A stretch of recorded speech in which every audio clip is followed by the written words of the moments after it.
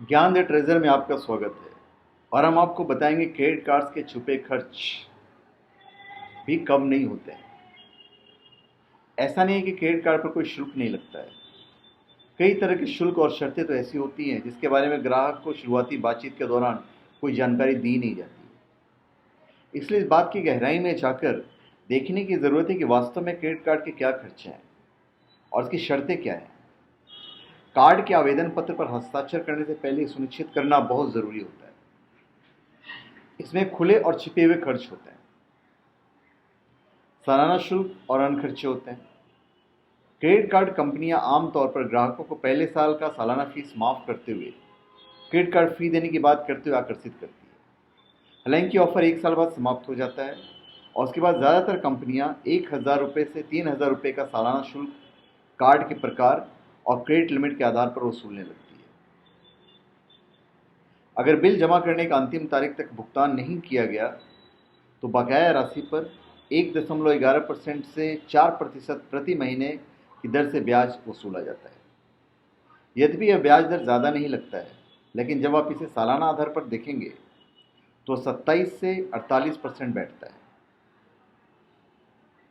फिर ओवरड्राफ्ट सीमा पार करने की फीस होती है। अगर कोई ग्राहक अपने क्रेडिट लिमिट से ज़्यादा खर्च करता है तो यह शुल्क लगाया जाता है। आमतौर पर यह खर्च की गई राशि का एक खास प्रतिशत होता है और इसकी न्यूनतम एवं अधिकतम सीमा निर्धारित होती है। फिर विलंब से भुगतान करने का शुल्क लगता है।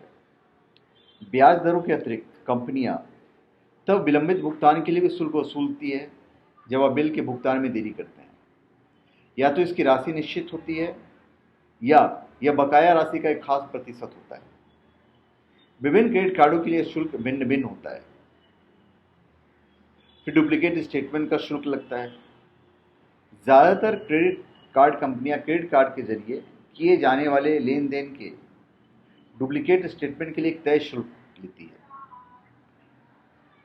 अभी विदेशी मुद्रा में अगर आप लेन देन करते हैं तो उसके बारे में आपको बता देता हूँ। देश के बाहर किए गए लेन देन के मामले में सबसे पहले विदेशी मुद्रा को भारतीय मुद्रा में नेटवर्क इंफ्रास्ट्रक्चर प्रोवाइडर, जिसको मास्टर वीज़ा बोलते हैं, द्वारा तय दर के हिसाब से परिवर्तित किया जाता है और लेन देन के मूल्य का एक खास प्रतिशत शुल्क के तौर पर लिया जाता है। अभी नगद निकासी पर सॉलिड शुल्क लगता है। अगर क्रेडिट कार्ड लिमिट के तहत क्रेडिट कार्ड के जरिए बैंक से नगद निकासी की जाती है तो ग्राहकों से एक शुल्क वसूला जाता है जो निकाली गई राशि का एक अच्छा खासा प्रतिशत होता है। फिर पेट्रोल और रेल टिकट खरीदारी पर शुल्क लगता है।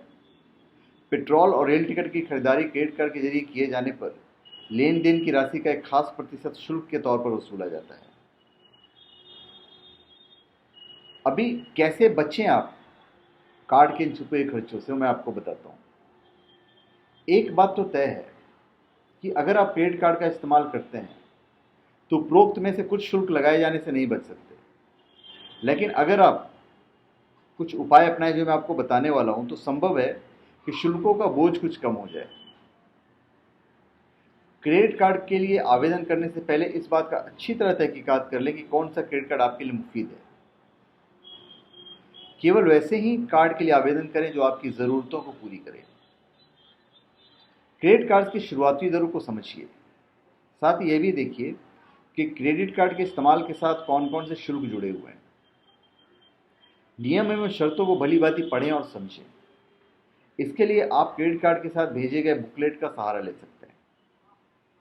बुद्धिमानी के साथ क्रेडिट कार्ड के जरिए शॉपिंग करें।